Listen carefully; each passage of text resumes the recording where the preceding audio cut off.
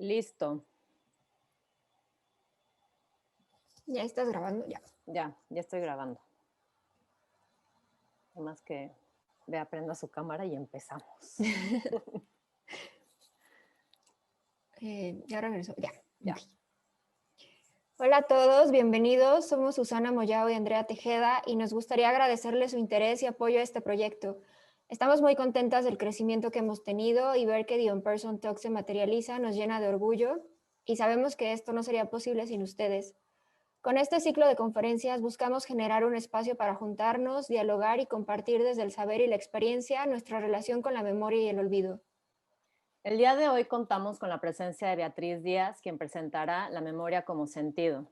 Beatriz Díaz es artista e historiadora del arte, graduada de la maestría en fotografía en School of Visual Arts. Ha recibido la beca por Fulbright García Robles, Fundación Colección Jumex y Fonca. Sus exposiciones individuales incluyen fotografías mexicanas en Galería Los Mexicanos, en Hamburgo, Alemania, Nada que tomar en 1906 en San Antonio, Texas, Geográfica en Galería .361 en la Ciudad de México, a las 5 de la tarde en EDS Galería en la Ciudad de México. Su obra pertenece a colecciones nacionales e internacionales. Escribe críticas y ensayos para diversos medios, ha dictado cursos en la Academia de Artes Visuales, Universidad Iberoamericana y School of Visual Arts. Es directora de la Academia de Artes Visuales. Recuerden que después de la conferencia habrá tiempo para preguntas y comentarios, entonces pueden abrir su micrófono directamente o escribirlo en el chat y Susana y yo los leemos. Bea, bienvenida, nos da mucho gusto que estés aquí. Hola, muchas gracias Andrea, Susana, y que felicidades por el On-Person Talks y por todo el trabajo que han hecho con el archivo de On-Person Project. No deja de encantarme el trabajo que de ahí ha salido y se me hace fascinante. Y me siento muy honrada de estar aquí y pues gracias por la invitación. Bueno, pues yo les voy a compartir un poco de ideas que yo pienso y un disclaimer antes de empezar. No soy científica, no soy psicóloga y no soy más que una persona que hace arte y doy clases. Y como esto no es una clase y voy a hablar de mi obra, estoy hablando desde el conocimiento personal. Y lo quiero decir porque hay muchas cosas que son súper debatibles y son súper cuestionables y por favor, si sienten la necesidad de cuestionármelo, tengamos esa conversación. Lo digo porque no se crean esto como una verdad. Para mí es verdad y todo lo que voy a decir lo creo, pero no forzosamente. Espero que lo crean, solo espero que me entiendan. Bueno, les voy a compartir mi pantalla y preparé una presentación para esto.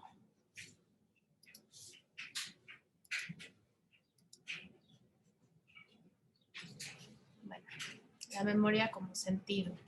Esa fue la idea, porque estoy muy clavada últimamente con esto de los sentidos y creo que más allá de estar clavada con la memoria, siempre estoy clavada con el paisaje, pero siempre mi trabajo de paisaje tiene mucho que ver con la memoria, entonces es muy raro que yo hable desde la memoria, pero es mucho de lo que yo hago.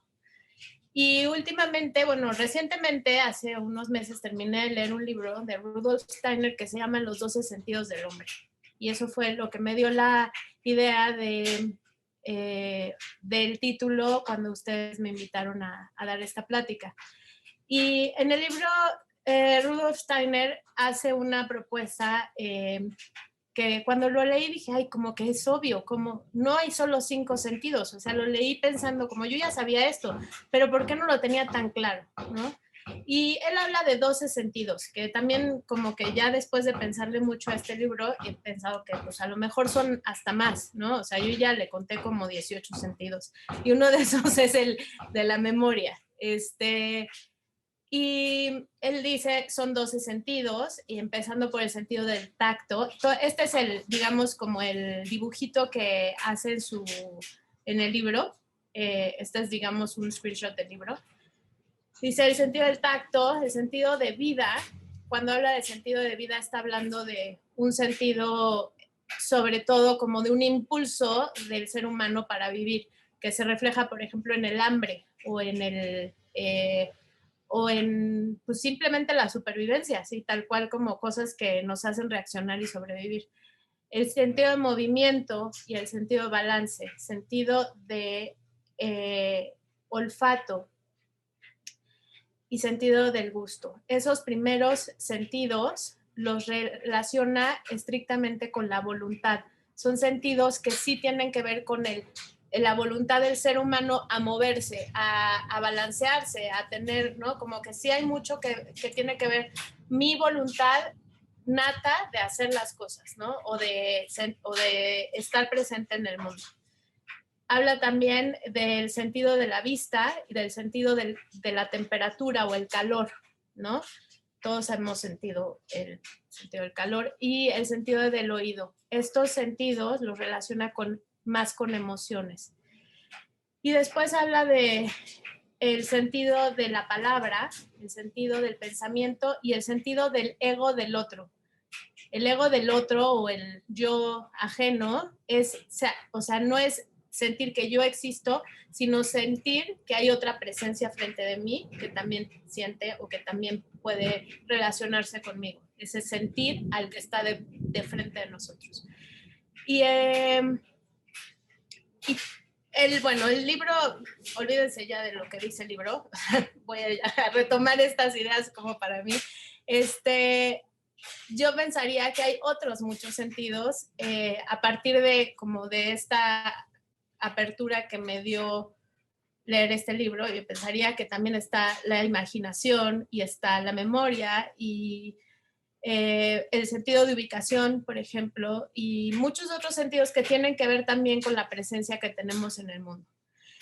Y pensando en esto también, bueno, en rojo les puse los 5 sentidos, que son los 5 sentidos, los que todo el mundo conoce desde la primaria o desde el kinder, y los demás son los sentidos de los que habla Rudolf Steiner, ¿no? También él habla mucho de los sentidos como en distintas formas, o sea, hay sentidos que son bajos, que tienen que ver más con lo corporal y con nuestra presencia, hay sentidos que son medios, que tienen que ver más con cómo reaccionamos ante las cosas, y hay sentidos que son internos, que tienen que ver más con cómo se representan las cosas, cómo ideamos las cosas, ¿no? Es decir, no todos los sentidos tienen que ver con un órgano sensorio, o sea, los 5 sentidos se han reducido así, yo creo, por la ciencia o por la educación o por no sé quién redujo a 5, en vez de pensar en más, hemos pensado en menos, porque también hablamos del sexto sentido, como esa intuición, ¿no? Pero la intuición pues nunca ha quedado como realmente ahí. Pero bueno, yo también diría que ese es otro de los sentidos de la intuición. Esos 5 sentidos tienen que ver con los órganos, como hay ojos que ven, hay oídos que escuchan, hay boca que prueba y hay piel que toca, ¿no? Pero la forma de verlos desde esta otra perspectiva tiene que ver con que los sentidos no son un órgano, los sentidos son una reacción hacia el mundo. Y esos sentidos nunca están separados, o sea, difícilmente comprendemos el mundo solo porque lo vemos o porque escuchamos. Más bien comprendemos y nos relacionamos con el mundo porque tenemos toda una gama de sentidos que están alerta y que nos hacen vivir ese lugar en este momento, ¿no? Entonces, bueno, ya pensando más en esta plática, dije, voy a separar un poco o cómo relacionar los sentidos con la memoria. Los sentidos son un mecanismo, o cada sentido es un mecanismo fisiológico para percibir el mundo, pero aquí habría que decir que es el mundo material, es decir, el mundo que está presente, el mundo que está aquí, las cosas que son y existen. ¿Por qué hago esta acotación? Porque por eso precisamente la ciencia y la educación han reducido a 5 sentidos, porque también piensan que solo existe lo que está aquí. Y yo no pienso eso. Por eso yo les dije el disclaimer, pueden cuestionar todo lo que quieran. Yo no pienso que todo lo que está aquí en este mundo. Hay muchas cosas en otros mundos. Entonces, la memoria es ese sentido, es una facultad de la mente para percibir otros mundos que no forzosamente están en un estado de lo que llamamos realidad, ¿no? Los sentidos son una conexión con el mundo en tiempo presente. O sea, nadie puede decir que escucha algo si no lo está escuchando ahorita, ¿no? O que observan algo, no, sí, o sea, sabemos que observamos, pero cuando lo estoy sintiendo siempre es en tiempo real. Es un estado de sincronía entre yo y las cosas, o entre yo y el otro. Y la memoria, para entender la memoria como sentido, habría que pensar que también se puede sentir en distintos tiempos, es decir, otros mundos y otros tiempos. La memoria específicamente tiene que ver con el pasado. Para mí también va a tener que ver con el futuro, pero eso, a ver si me creen. Pero, otros tiempos, otros mundos. Para poder pensar en la memoria como sentido, tenemos que pensar que no solo es aquí y ahora en este mundo presente. Los sentidos están ligados a la sensación de placer y desagrado. Es principalmente eso lo que nos da, placer y desagrado. Y después de eso viene una interpretación que se relaciona con emociones. Eso también pasa con la memoria. O sea, la memoria también nos da primeramente una sensación de placer, desagrado o de alguna emoción que se nos desencadena. ¿Y por qué se desencadenan así los sentidos y la memoria? Porque están activados. O sea, los sentidos no existen como tal, si no existe la activación en nuestro cuerpo. Entonces la memoria también se activa y en eso pues tiene mucho que ver la fotografía, por ejemplo. O puede tener que ver pues cualquier cosa cualquier cosa que pase, ¿no? Puedo escuchar una canción y recordar, no sé, la voz de mi abuela, o puedo inclusive tocar mi piel y recordar las manos de alguien más, ¿no? O sea, esto es porque también los sentidos nunca están solos. Esta idea de que les digo de Rudolf Steiner, de que los sentidos operan simultáneamente, funciona también para la memoria.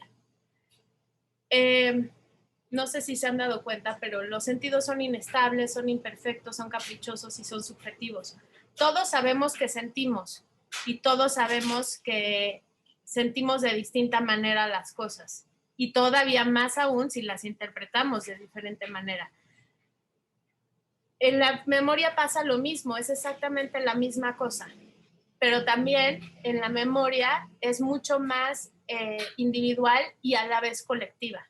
O sea, la memoria tiene este doble lugar en el mundo de lo individual y lo colectivo, no tanto los sentidos como tal, ¿no? Entonces, son como lugares en donde son similares y son diferentes, pero donde se toca la memoria con los sentidos. No pretendo que me crean que la memoria es un sentido, solo les quiero decir que yo sí creo en eso. Entonces, si vemos la memoria como un sentido, ni el recuerdo ni el olvido tienen que ver con la voluntad. O sea, yo puedo cerrar los ojos voluntariamente y dejo de ver, ¿no? Ya cancelé un sentido, ¿sí? También puedo, pero no, o sea, pero es muy difícil que realmente yo pueda dejar de sentir, ¿sí? O sea, tendría que ser una planta. Eso es lo que, los sentidos es parte de lo que nos hace seres humanos. Eso lo explica Rudolf Steiner muy bien y es como obvio, ¿no? Que podemos sentir y que podemos llevar esos sentidos a una traducción del mundo y una interpretación del mundo y además a una representación del mundo es pues como parte del quehacer del ser humano tal cual, ¿no? Y pensamos que los podemos cancelar, pero en realidad no, porque no sé si han visto como todas estas, por ejemplo, mucho trabajo que han hecho de fotógrafos ciegos, ¿no? Es como decir, ok, no puede ver, pero, ¿qué tal que sí puede tomar fotos, ¿no? Puede tomar fotos porque tiene otros sentidos que lo hacen ver las cosas de distinta manera, aunque no sea con los ojos, ¿no? O sea, de eso hay muchísimo escrito y hay muchas teorías de cómo, o sea, los ciegos también ven y los sordos también escuchan. ¿Por qué? Porque no estamos en un mundo en donde se pueden cancelar tal cual los sentidos. Queremos siempre interpretar el mundo. Entonces, lo que me parece muy interesante de On Person Project, por ejemplo, es justo esta idea de que querer cancelar la memoria, querer quitarle a un lugar, querer como que, pues, quitar eso, ¿no? Y me ha recordado también, esta es la tarjeta de mi abuelo Enrique, que quería ser fotógrafo. Y como él era gallego, entonces estaba emigrado en México y se puso a estudiar fotografía porque era muy chistoso, porque tenía muchos negocios y hacía muchísimas cosas que como para sobrevivir en este México de los años, no sé, 30, 40, para hacerse una vida en otro país, ¿no? Entonces, una de sus ideas fue hacer un negocio que era ser fotógrafo de retrato, y entonces pues, se compró sus cámaras, estudió fotografía, hizo todo el asunto, y sí, hasta ahí se hizo sus tarjetas. Y y las tarjetas dice: ¿es usted asturiano, montañés, gallego, leonés? Haga una cita conmigo a tal número y le conviene, le traigo un pedazo de España. Ese pedazo de España era un retrato de alguien que, por ejemplo, si, no sé, si Andrea contactaba a mi abuelo y decía: sí, yo soy asturiana, ok, dame los datos de tu familia, yo me voy a ir a España, ese es el plan de mi abuelo. Se iba a España, tomaba retratos de los asturianos, de su familia, y se los traía y les llevaba los retratos de Andrea, ¿no? Porque pues no había redes sociales, no había esta facilidad de comunicarse, ¿no? Y él quería ser como una especie de eslabón de la cadena que se había roto. Entonces, era justo lo contrario de Un Person Project. Él quería darle cara a esos recuerdos que ya no se podían tener. Toda la gente que se fue emigrada, toda la gente que salió huyendo de España por X o Y razón, guerra civil, etcétera, y tantas cosas que hicieron que tantos españoles emigraran en esa época. Él quería darle cara a esas personas. Llevar las caras o sea, llevar pedazos de México a España y traer pedazos. Y me gusta la idea de que no puso ni una foto, no puso ni un retrato. Difícilmente me van a creer que neta sí era un asunto de fotografía esto, porque se podía haber llevado jamones, ¿no? O traer jamones, o yo qué sé, pero no traía eso. Traía fotos. Y es exactamente lo inverso a hacer esto, ¿no? Esta imagen del archivo de Un Person Project vaporizada por Michael Myers, y es justo como traerse el pedazo de todo lo demás y quitar el rostro, ¿no? No sé por qué hacen esto, pero me parece enigmático y súper apasionante pensar que se puede hacer un retrato y llevarlo a otro lugar, y también quitar el retrato y llevarse todo el otro lugar a otro lado, ¿no? Como que esta idea de cancelar a alguien o sea, les digo, es una voluntad fallida. O sea, lo quiero hacer, pero aunque yo quite a esta persona, o sea, no lo podemos hacer, porque la memoria de este sujeto va a quedar en la cabeza de alguien, ¿sí? Y también el registro de haberlo borrado, ¿no? Y bueno, yo en ciertos momentos también he estado tratando de... Ay, se me trabó la computadora. ¿Me siguen oyendo? Sí. Se trabó mi computadora. Sí, Bea, te escuchamos. Gracias. Es con las fotos que tomó mi papá cuando era joven. Fotografiarlas con película vencida de blanco y negro e imprimirlas en papel vencido. Como un poco también en esta idea de entender cómo la imagen tiene una caducidad. La imagen fotográfica tiene una fecha de caducidad, o sea, está condenada a la desaparición. Todo esto a lo mejor se convierte en obra o a lo mejor se queda en experimentación, pero por lo pronto se trata como de jugar un poco a ver cómo los tiempos o sea, cómo puedo acceder a fotografiar en otros tiempos o lugares que ya no existen o lugares que están lejanos a mí en la distancia física y temporal.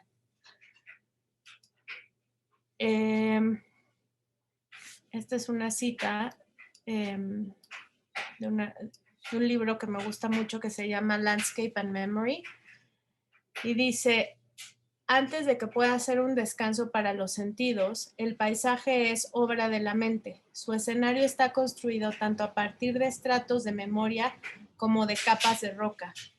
Y un poco así es la forma en cómo yo trabajo, como que mi búsqueda en el paisaje ha sido como en acceder a esos lugares que están en otros tiempos y en otras formas de presencia. Y cómo la pregunta que me hago normalmente es cómo acceder a esos lugares desde la fotografía. Esta foto del archivo de un Persoc Project vaporizada por Isabela Matus me hace pensar un poco en eso, en cómo se transforma el objeto fotográfico, cómo llegar de la fotografía a ese otro lugar, porque esto ya dejó de ser un retrato o un recuerdo de alguien, se ha convertido en para mí esto es un paisaje, ¿no? Pero también puede ser una marca, puede ser una huella de algo que estuvo ahí y ya no está. Y eso en general pasa en todo el archivo de On Person Project. Y lo que me interesa de eso es justo que estas fotografías se convierten en el pretexto de acceder a otras imágenes, o sea, una foto en donde hay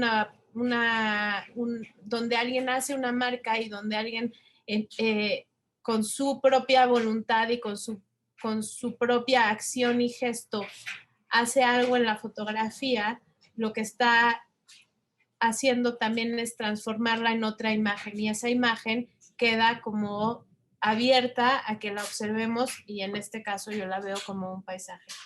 Y así he seguido también mi búsqueda y este es un libro que he estado haciendo que empecé hace 2 años en Alemania. En una librería de viejo me encontré un libro que se llama El Jardín de Flores del Futuro, literal, así se llama el libro. Y el libro es un libro bastante aburrido sobre botánica, de cómo cultivar flores para que crezcan y se mantengan más tiempo, ¿no? Por eso se llama así.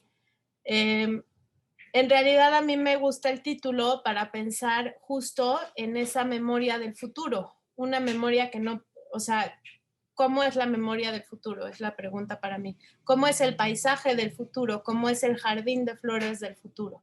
Y para llegar a ese jardín, entonces recurrí a la Neue Galerie de Berlín y fotografié pequeños extractos o fragmentos de las pinturas, de los paisajes en las pinturas, buscando justo en el gesto de los pintores, en el brochazo y en la materia pictórica, en el óleo y en la densidad de la pintura, buscando esa, más que una atención a la realidad del paisaje, estoy atendiendo a la imaginación del pintor y su intención de figurar un paisaje. Esa intención y esa imaginación quedaron en ese cuadro, ¿no? O en los fragmentos del cuadro y en el gesto pictórico. Para mí eso es acceder a la mente de alguien más y es acceder a otro tiempo. Lo que estos pintores hicieron en el pasado, porque realmente estas son pinturas del siglo XIX, casi todas, estos paisajes son paisajes que vieron en su mente y que fabricaron en sus lienzos. Nunca forzosamente paisajes que existen. Entonces ahí estoy tratando de tender un puente entre los tiempos, entre el pasado y el futuro y accediendo solo a una visión de un paisaje imaginario que también para mí cae en la abstracción, se vuelve un paisaje abstracto, pictórico y abstracto. Entonces realmente el libro del jardín o sea, el verdadero libro de El Jardín de Flores del Futuro está dividido en 4 secciones, que son las 4 estaciones del año en donde le van indicando a la gente cuándo sembrar qué flores, ¿no? Entonces el mismo pretexto de las 4 estaciones lo estoy usando en el libro para dividir en 4 capítulos. Entonces este primero es primavera. No les estoy enseñando las fotos, todas las fotos del proyecto, escogí poquitas. Verano, otoño e invierno.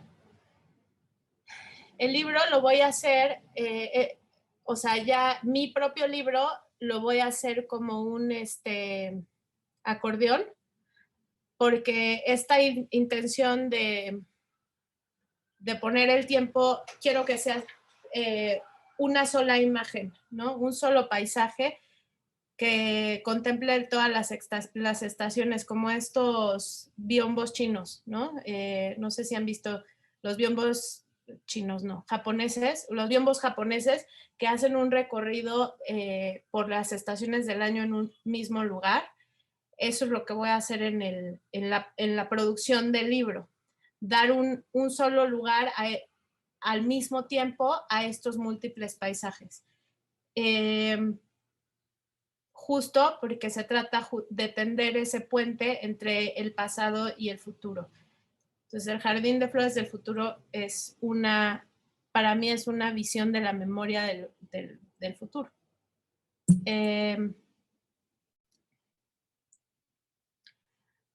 René Magritte dijo: observamos lo que está afuera como algo externo a nosotros mismos, aunque en realidad solo es una representación mental de lo que tenemos dentro. Esto lo dijo en función de una pintura que me encanta, que es un lienzo de un paisaje y en la otra ventana se ve otro paisaje, ¿no? Y están como encimados. Entonces, pero aplica casi a todo y aplica prácticamente a toda la idea de la memoria. Observamos lo que está afuera como algo externo a nosotros, aunque en realidad solo es una representación mental de lo que tenemos dentro. Entonces es una expresión de la subjetividad y es una expresión también de que toda memoria es una construcción y toda percepción del mundo es una representación única. Todo lo que sentimos de afuera, del mundo hacia adentro, lo construimos en nuestra imaginación y en nuestra propia experiencia, lo construimos como una cosa única. Y cuando lo sacamos hacia el mundo, también es una cosa única. Y me acordé entonces de este viaje que hice también en Alemania, a la isla de Rügen, que es justo una isla que está muy al norte de Alemania y como que casi que es el fin del mundo, porque lo siguiente que se ve creo que es pues ya Groenlandia o algo así, no sé exactamente, pero bueno, casualmente llegué al lugar donde Friedrich, el pintor romántico, pintó este paisaje. El paisaje del lado derecho es la pintura de Friedrich y estas dos son fotos mías. Y no saben la emoción que me dio llegar ahí, porque yo no sabía que iba a llegar ahí, pero Friedrich es de mis favoritos, porque es un paisajista romántico clavado en lo sublime, ¿no? Y o sea, hoy estaba pensando en eso, cuando estaba en esta idea, me acordé de esta y se las quise compartir, porque este paisaje que él pintó no existe. O sea, yo ya me paré ahí en ese punto. Y sí existen esos riscos hechos con la erosión del mar y la sal. Y existe también esta sensación como de la piedra cortante. Pero esta vista nunca se ve porque no existe. Y bueno, estoy hablando del siglo XIX, yo lo conocí en el siglo XXI.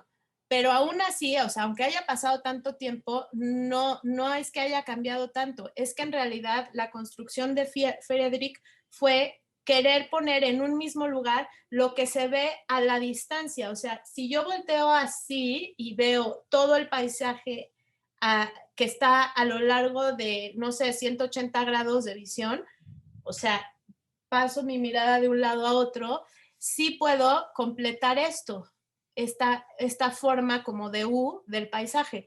Pero la realidad es que si lo veo en ese fragmento, en ese espacio, en esa proporción, nunca lo voy a ver así.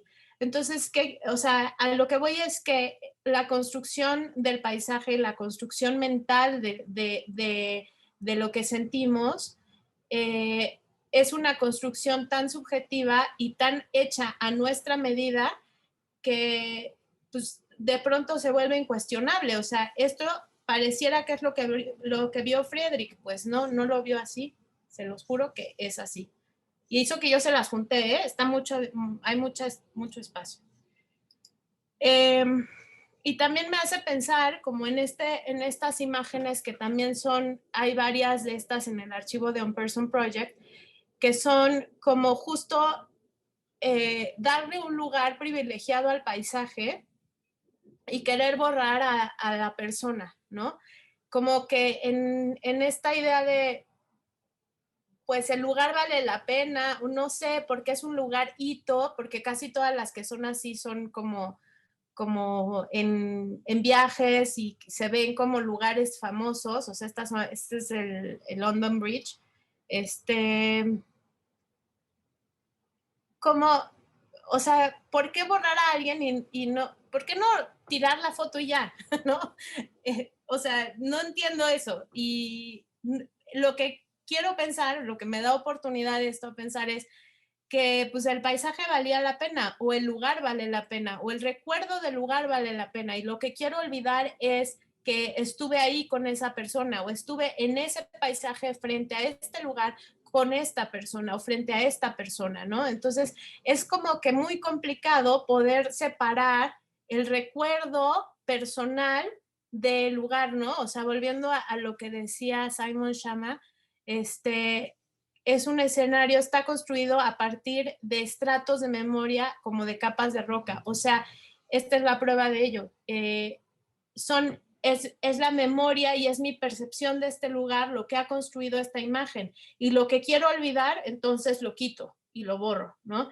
Para mí se me hacía más fácil recortar la foto y nada más dejar el puente, ¿no? Además le hubieran quitado este cacho que no viene al caso, pero bueno, hubiera mejorado la composición un poco y además de paso hubiera borrado a esta persona. Pero no se trata de eso, se trata justo de mantener, o sea, como que es un juego un poco de estira y afloja, de querer sí dejar la presencia, pero también borrarla, ¿no? Y es un poco también lo que he estado haciendo en este proyecto, que se llama Of Course I Still Love You. Y lo que pasó con este proyecto es que me encontré una caja de postales en el archivo de mi mamá, bueno, de casa de mi mamá, ahí había una caja de postales con muchas postales que habían sido enviadas entre mi familia y como que la obsesión que me causó fue como que otra vez este intercambio epistolar de gente que yo no conozco o que ya no existe o que, bueno, que ya no existe, pero ya se murió, pero cuando empecé a leer las postales me dio justo esa sensación de que sí van a regresar, ¿no? O que sí los voy a volver a ver, porque era pues totalmente real. Yo estaba viendo una imagen de un paisaje con una nota de estoy aquí y estoy bien, ¿no? Todo está bien. O me encantaría que estuvieras aquí, como es justo lo contrario de lo que hizo Gaucha Inglesa al querer borrar a alguien. Me gustaría que no hubieras estado aquí, pues en las postales de mi familia, como que la sensación en general es me gustaría que estés aquí. Y entonces esas notas de bienestar, de extrañamiento, de distancia, me hicieron como que un poco querer profundizar y profundizar y profundizar hasta encontrar a la gente que yo no estaba viendo. Entonces lo que hice fue literalmente profundizar. Entonces acercarme a la imagen hasta llegar a descubrir en la postal estos como especie de platos de Petri en donde se ven como las células de la postal, o sea, los puntos que generan la imagen, y además se convirtieron en una especie de palimpsestos que van guardando la información de todo lo que le ha pasado a este objeto. Es un objeto que no solo fue una foto, sino que fue una foto impresa en offset, que además viajó en tiempo y espacio de un lugar a otro y que después fue, o sea, y fue sellada y pasaron como manos y dedos y manchas y cosas ahí. Y además fue guardada en una caja y entonces tiene esta sensación como de antigüedad y de humedad y de viejo, ¿no? Entonces, un poco mi obsesión se ha convertido en guardar esos eventos y conservar esas historias que guarda la postal misma entre su imagen, ¿no? Como si fuera parte de la historia misma del viaje. Y se llama Of Course I Still Love You porque el SpaceX de la NASA, no la NASA, de SpaceX, que es una nave espacial, una cosa de viajes espaciales, perdón, no estoy diciendo tomar, es una empresa que hace viajes espaciales, que no es la NASA, pero están de la mano. El SpaceX, cuando lanza un cohete y el cohete se separa, la parte que regresa a la Tierra llega a una plataforma. Y una de las plataformas donde reciben a los cohetes se llama Of Course I Still Love You.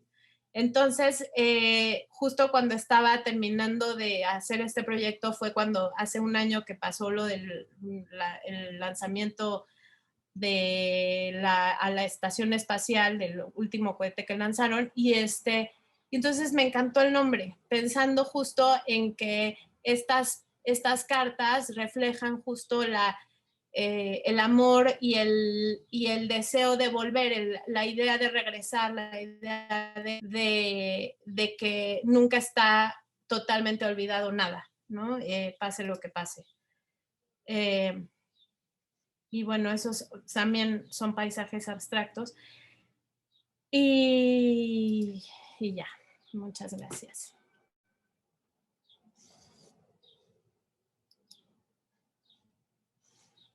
Entonces, si quieren que platiquemos y... Muchas gracias, Beatriz. ¿Alguien tiene preguntas?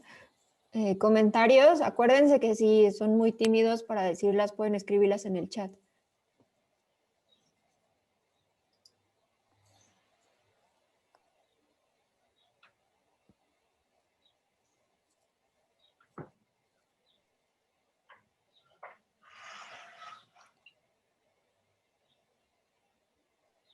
¿Nadie? ¿Escucha? Tengo un comentario. Vas, Carlos, vas. ¿Escucha? Ya, voy a hacer un comentario más que una pregunta, pero me quedé, bueno, primero que yo sí te compro, digamos, esto de que la memoria como un sentido, me hace mucho sentido, valga la redundancia, ¿cierto? La memoria tiene que ver también con la fantasía, ¿cierto? Con las cosas que escuchamos, se va construyendo como una vida paralela a través de la memoria también. Pero me quedé pensando un poco en esta foto que tú hablaste del paisaje, ¿por qué no la tiramos y ya, ¿cierto? Parece que no es tan simple, pues hay algo ahí también que no se quiere olvidar, por el fondo el sacar a la persona justamente se borra para no olvidarla, por decir, como está engañoso entre el olvido y la memoria, que el olvido es una forma de memoria también, no sé si me voy a entender, como algo circular entre la memoria y el olvido. Sí, sí, no quería decir forzosamente que quería que la tirara, al contrario, como que no la tiró y qué bueno que solo borró a la persona. Sí. Estoy totalmente de acuerdo contigo. La memoria funciona mucho así, como que no quiere ser, o sea, nunca quiere ser totalmente olvido ni nunca quiere ser totalmente recuerdo, ¿no?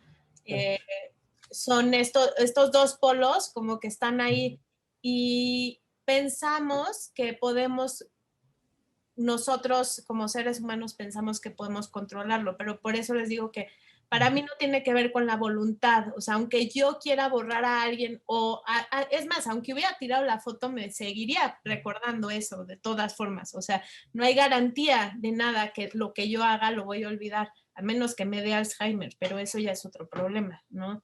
Y quién sabe, a lo mejor nos podría dar Alzheimer por auto boicot, pero bueno, esas ya son teorías de la conspiración personal.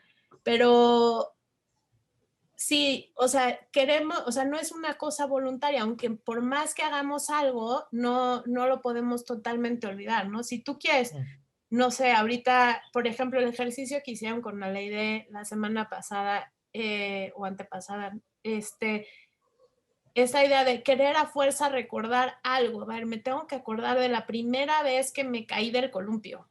A ver, espérame. No me acuerdo. No puedo. A ver, otra vez lo voy a pensar.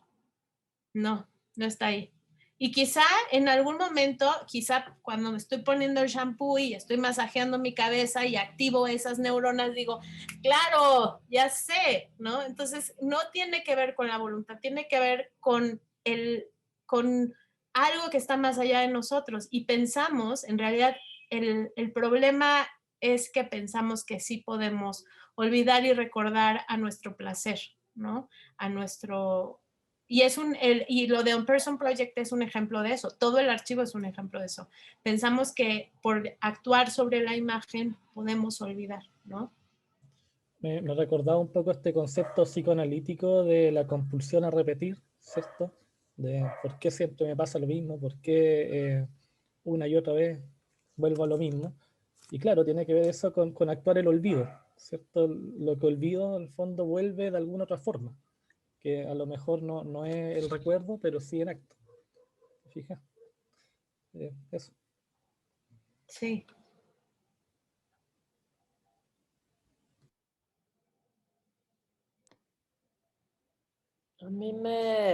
Muchas gracias por la presentación y por el espacio de compartir. Nada, era un comentario de que me parece como muy hermoso también ligarlo con tus otros proyectos en los que como que siempre hablando desde el paisaje, pero tocando como unas fibras súper personales, o sea, no el paisaje como un espacio que se observa a la distancia como Friedrich, o sea, de igual tienes como estas personitas de espaldas que siempre te tienes que como que convertir en las personas, pero con tu obra siempre el paisaje es un paisaje emocional, ¿no? Es como algo que se permea como en las imágenes. Entonces, no nada más son abstracciones de postales o estos paisajes de geográfica que también están como a punto de desaparecer de la hoja, sino como que se sostiene como en ese espacio emocional. Entonces, quería ver si quieres hablar más de eso. Sí, gracias. No les puse geográfica porque siempre soy de la idea de que cuando voy a hablar en público quiero hablar de lo más reciente y ya geográfica ya tiene un poco más de tiempo, pero sí, llevo mucho tiempo trabajando con esa idea de como que estoy con un pie como en las prácticas conceptuales y con el otro pie en los románticos. Entonces, no quiero dejar ni uno y otro lugar porque las prácticas conceptuales me parecen muy mecánicas y de alguna forma aburridas porque tienden a que la mecánica sea la obra y eso no me interesa mucho. Y también tengo mucha, o sea, como que sí soy una persona clavadamente romántica y clavada en la romántica, no cursi, también soy cursi, pero no con todos ni a todo el tiempo, solo romántico en este gran sentido de entender el mundo como algo que es mucho más grande y saber que la realidad no es estrictamente lo que está aquí y también querer acceder a esos otros mundos, ¿no? Entonces, de alguna forma, como que he entendido que si soy yo la que está hablando de ese acceso a otro mundo o que si estoy diciendo, este mundo geográfica o estas postales que me metí, existen como paisaje.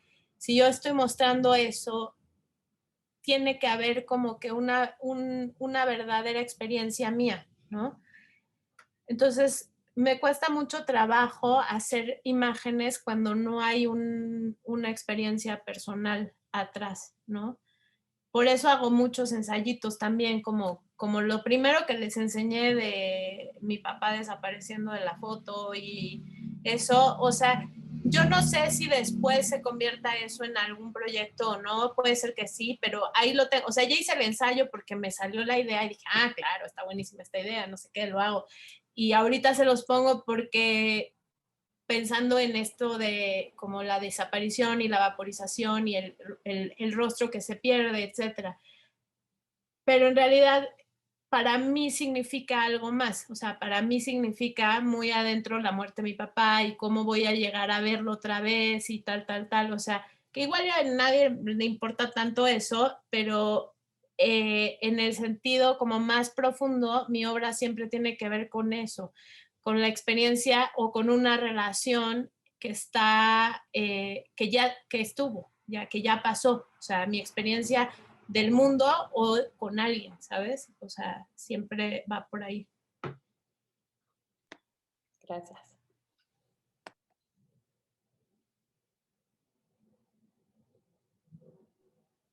¿Alguien más?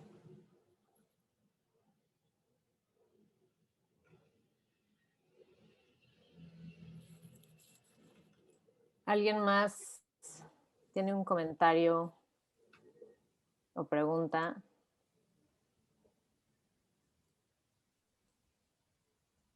Vea, yo pienso mucho en o sea, el proyecto del jardín de mi abuela, ¿no? Para quienes no conozcan este proyecto, y por favor corrígeme si lo digo mal, pero Bea tiene un proyecto que a mí me parece precioso, que se llama El Jardín de mi Abuela, y le toma fotos a la ropa de la abuela, o sea, como que en algún momento ve que toda la ropa de la abuela tiene flores o tiene plantas o tiene como motivos de jardín, y entonces hace como un retrato de la abuela a través de los vestidos y de las camisas y demás. Y, o sea, a mí algo que me gusta mucho, o sea, que me llama mucho la atención de tu obra es, hay veces donde no sé si estás haciendo paisaje o retrato, ¿sabes? O sea, es como, o sea, el jardín de mi abuela lo uso de repente en mis clases de retrato, de cómo retratas a quien ya no está, ¿no? Y pongo mucho ese ejemplo, o sea, ¿es un retrato de tu abuela o es un paisaje de tu abuela? O sea, es como que me gustaría mucho escuchar tú qué tienes que decir sobre ese proyecto, por ejemplo. Ok, les voy a poner la página para si la quieren ver. Y ahí está Geográfica y el jardín de mi abuela. Esa es una buena pregunta. Yo hago imágenes. No hago retrato ni paisaje, ni hago abstracción, ni hago todas esas imágenes. Y sí, como que eso, está padre pensar en eso como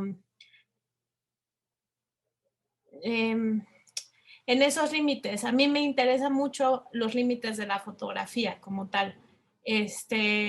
Los límites de los géneros o los límites de la fotografía misma.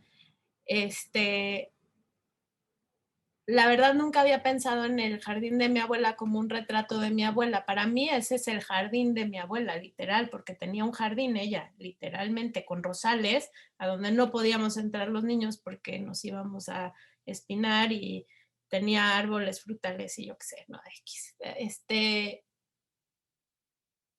Pero bueno, no, le tomé muchos retratos a mi abuela, sí le tomé muchísimos retratos, fue mi personaje favorito. Entonces, cuando se murió, yo no estaba, yo vivía en Nueva York, entonces ella se murió en México y no estaba y no regresé al funeral ni nada, y como que no, me faltó ese cierre como de el ritual, ¿no? El ritual de la despedida, de lo familiar, de todo eso. Entonces, cuando regresé, mi abuela vivía en casa de mi mamá y regresé a México un año después de que se muriera y entré al cuarto que había sido de mi abuela y pues ya habían sacado muchas de sus cosas y quedaba como que algo de ropa y pues, eso. Entonces como en ese impulso de, espérense, no se la lleven, no se murió, no sé, como en una cosa ahí medio, pues, pues sí, muy impulsiva y muy de necesidad de cerrar, pues agarré la ropa y me la llevé a un estudio que estaba rentando en esa época y la empecé a fotografiar, como que dije antes de que la regalen, pues que algo me voy a quedar, ¿no? O sea, no la ropa, no me quería quedar con la ropa, sino como que yo lo que necesitaba era un cierre. No creo que lo pensé en ese sentido en ese momento. La verdad fue todo muy como muy inmediato. Entonces saqué la ropa, la fotografié y luego ya viendo las fotos dije, ay, o sea, tiene mucha ropa de flores. Pues resulta que las abuelitas todas tienen ropa de flores, ¿eh? Y de flores y ropa de suburbia y así, o sea, que era el clase media abuelita mexicana por completo, o sea, también cae en un contexto social muy interesante sobre la moda y sobre la clase social y etcétera. Pero resulta, o sea, como que vi las fotos y dije, órale, casi toda la ropa que escogí, bueno, que tenía, era de flores. Entonces luego ya quité las fotos de la ropa que no tenía flores, ¿no? Pero luego las casé con los retratos de mi abuela y resulta que siempre usaba ropa con flores, ¿no? Entonces dije, pues, o sea, no es solo mi voluntad de quererle poner flores a mi abuela, sino más bien que sí, o sea, siempre usaba esa ropa. Y ya, o sea, luego nada más armé el proyecto, lo dejé así. Nunca pensé en ponerlos juntos porque se vuelve como súper cursi y súper cliché, y como que no era necesario poner a la abuela que ya no está y decir ya se murió, etcétera, sino más bien como que había que decir que pues ya no está y lo que se queda es un jardín, que también para mí sí es un paisaje porque es ese jardín de mi infancia donde yo siempre estaba con mis primos y queriendo jugar y entrar a los rosales y no te dejaban, etcétera. Entonces, para mí sí es un paisaje, pero también es un paisaje que es un paisaje arquetípico. El jardín es un arquetipo y el cementerio también es un arquetipo. El cementerio como jardín, digamos, es el lugar donde mueres es un jardín. No el cementerio con las lápidas, sino el lugar de la muerte es el jardín, ¿no? Ese es un arquetipo. Entonces, me interesa hablar desde ahí, desde un lugar que es súper hiper personal, pero también un lugar que es común para todos, ¿no? Ahora, si me dices que lo ves como retrato, yo te agradezco que lo pongas en tus clases, eso me da mucho gusto, pero yo, está bien, ¿no? O sea, no lo había pensado tanto así, porque para mí el retrato siempre fue la presencia de mi abuela y el retratarla cuando estuvo en vida. Quizás sí, ahora, o sea, quizás sí escucho que esto es un retrato de su ausencia, sí, estoy de acuerdo que eso es. Y así muchas de mis proyectos también tienen que ver, o sea, por ejemplo, esa foto de mi papá en la Polaroid desapareciendo, pues es como también un poco jugar a eso, ¿no? Como a esa presencia, ausentarla, hacer evidente la ausencia, ¿no? Gracias. A ver, hay una pregunta en el chat. Sí, es de Ludmila. Hola Beatriz, yo tengo una pregunta. Volviendo al tema de la plática sobre la memoria como un estado y lo que decías que muchos recuerdos no son voluntarios, ¿qué tanto afecta el deseo de recordar algo que no necesariamente sucedió? ¿Cómo consideras que deseamos tener recuerdos que nunca pasaron? Gracias por la plática y por compartir tus proyectos. O sea, yo no sé, no sé si podemos recordar cosas que no pasaron. Probablemente sí, sí se puede. ¿Y qué tanto afecta el deseo? ¿Qué tanto afecta a qué? No sé. El deseo de recordar. A mí me encanta inventar cosas. O sea, Me encanta hacerme historias en la cabeza. Y yo creo que en la medida en que tú puedas hacer que esas historias tengan una expresión de alguna forma, puede ser plástica, puede ser, no sé, performática o en música, puede existir de cualquier forma, ¿no? En la medida en que ya exista, pues ya es, ¿no? O sea, entonces yo creo que muchos de nuestros recuerdos son cosas que pasaron, pero no pasaron exactamente como nosotros las pensamos. O sea, pasaron como dice Magritte, como pasaron, pero yo las construí desde otro lugar, ¿no? Entonces, y otras puede ser que no pasaron y que te las inventaste y el recuerdo es tan vívido, la imagen mental es tan presente que piensas que sí y te la crees que sí pasó, ¿no? Yo sí creo eso. Y también, bueno, no sé si decir eso. Eh, por ejemplo, no sé, los psíquicos o gente que cree en la magia o que cree en otros estados mentales o en, no sé, en la hipnosis o cosas así, puede ser que puedas desde un lugar no artístico acceder a esos recuerdos inexistentes o no sé si inexistentes o de algo que no pasó, ¿no? Puede ser que puedas recrear esos eventos de alguna forma. ¿Cómo consideras que deseamos tener recuerdos que nunca pasaron? Es que el recuerdo y el deseo son como que van de la mano. Yo creo que más bien la memoria y el deseo van de la mano. Deseamos recordar o olvidar cosas. Deseamos, o sea, hay veces que como que quieres que se te olvide, que se te olvide, que se te olvide, o quieres incansablemente recordar algo. Y algo que no pasó, pues no sé, pues es parte de esa construcción mental. Yo creo que es súper válido y posible. El chiste es que los hagas reales, o sea, que eso que tú consideras que no existió, que se convierta en algo que sí existe. Gracias, Fabiola, por el programa de Radio Man. Gracias. ¿Quién más? Están buenos. Esos dos programas de Radio Lab están buenos y hablan acerca de... Uno es como la memoria y olvidar y el otro es acerca de una científica que descubre cómo sumar memorias falsas a la mente de un humano. Aparentemente es bastante fácil. Entonces, están en inglés, pero están súper chidos. Se los recomiendo mucho. Gracias. ¿Yo puedo hacer un comentario breve? Sí. Bueno, primero agradecerte la charla y me quedo pensando, en realidad es sumarme a la reflexión, como el tema de no solo del olvido, sino o sea, bueno, no solo del deseo, el deseo como algo bonito que uno quiere, sino el deseo, el terreno del deseo que también tiene que ver con las fobias y con la herencia de los miedos, por ejemplo.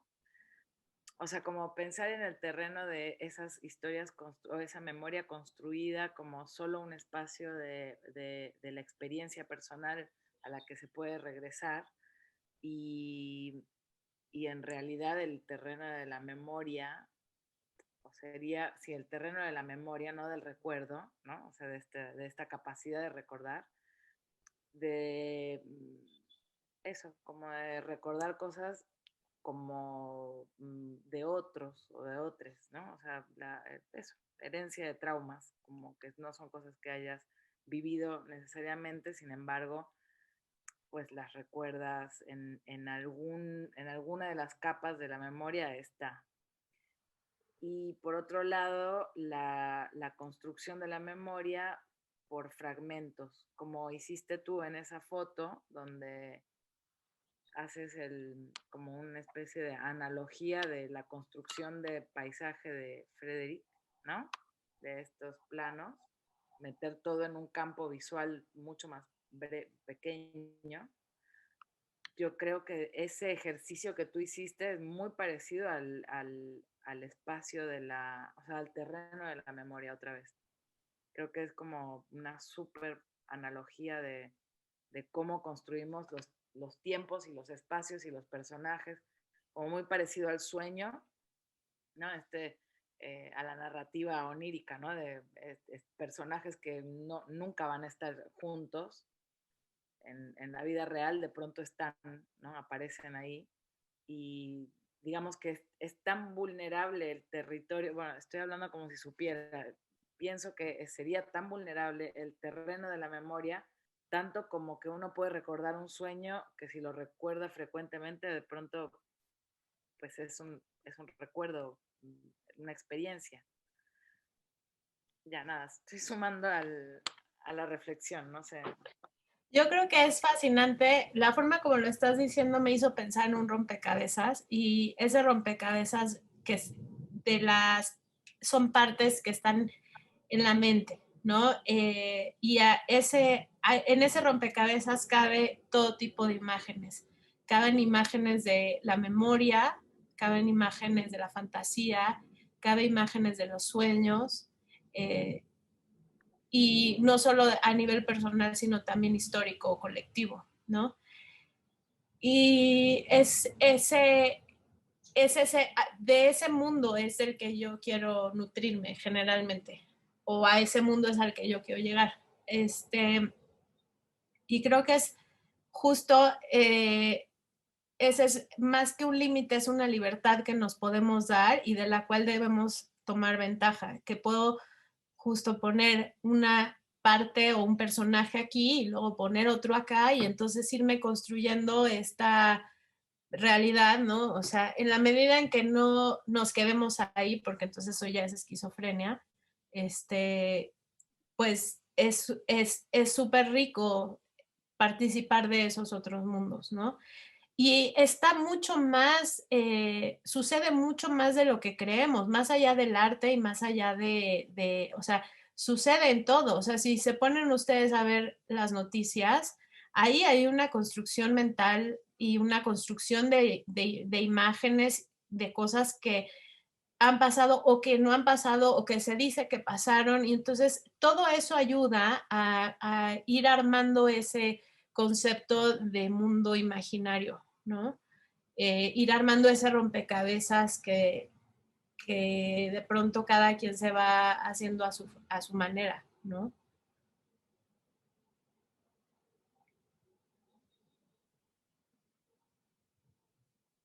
Perdón, lo que mencionaste, Fabiola, de 2 programas, ¿de qué hablabas? Están aquí en el chat. Radiolab es un programa estadounidense.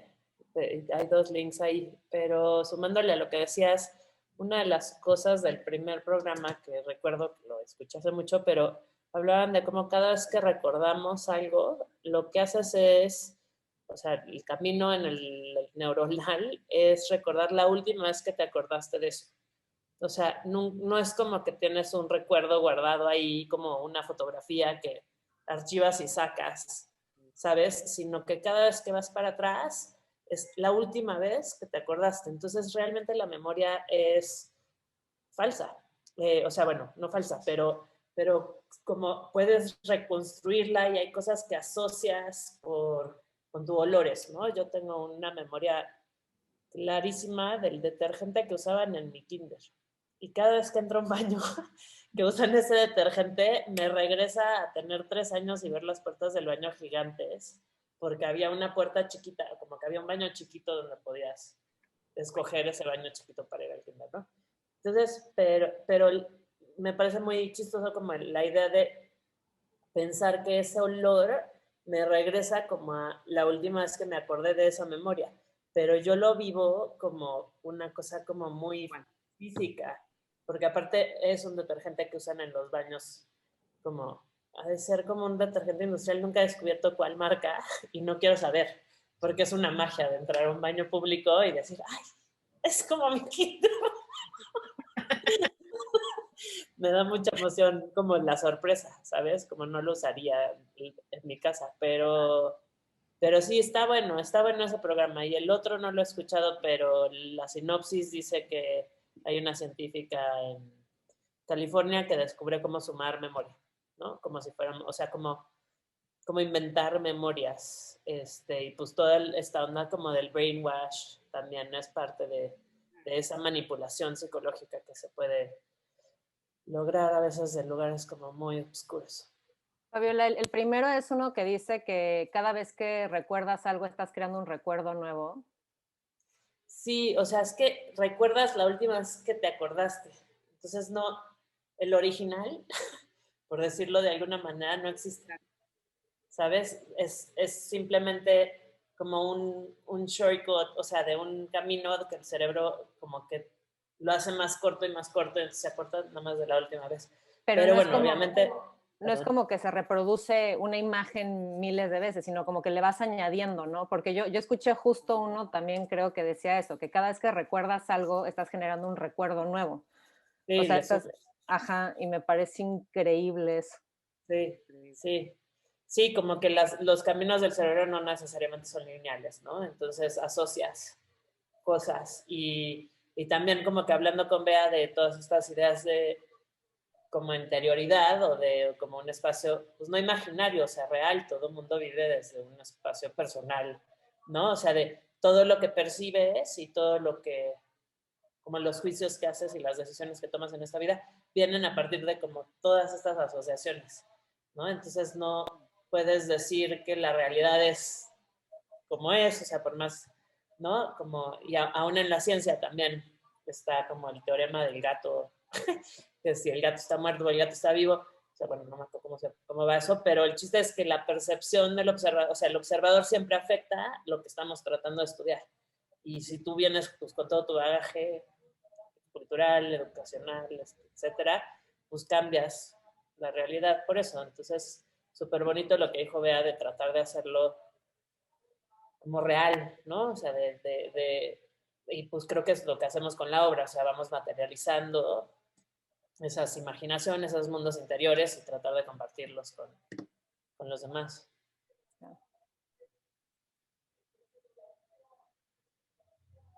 Sí. Estar ahí. Pero están buenos los programas. También pasa mucho con las fotos, ¿no? Que cuando ves una foto de tu infancia y no te acuerdas de que realmente estuviste en ese lugar o en ese, ¿no? Como, pero tú la ves y sabes que eres tú, entonces te inventas que eso, ¿no? Como que ya das por hecho que eso pasó y entonces te haces una historia y ya, y entonces, aunque, o sea, ¿quién sabe qué pasó realmente, ¿no? ¿Quién sabe cuál es la verdad sobre ese momento? Pero el hecho de tú verlo a la distancia y que exista una fotografía de eso, te hace inventarte algo, ¿no? Te hace ponerle sentido a la cosa, ¿no? Sí. Dice Ludmila, fascinante lo de los recuerdos nuevos, cada vez me encanta. Gracias por los links y por la reflexión a todos. Sí. Luego también puedes convencer a alguien de algo que no pasó y que sí pasó. Eso está todavía más interesante. Sí pasó, sí pasó, sí pasó. Para eso Twitter es experto. Bueno, y si O digo, vemos cómo reparar escenarios traumáticos, también el olvido, como la memoria sobre el olvido, ¿no? O sea, la memoria físicamente sobre una etapa deseable para olvidar, ¿no? O necesaria para olvidar para poder seguir adelante, ¿no? Con la vida. Sí, Las conclusiones. sí, luego hay cosas que sí es mejor olvidar. sí, que tu cuerpo mismo como defensa te lo reprime, ¿no? Como...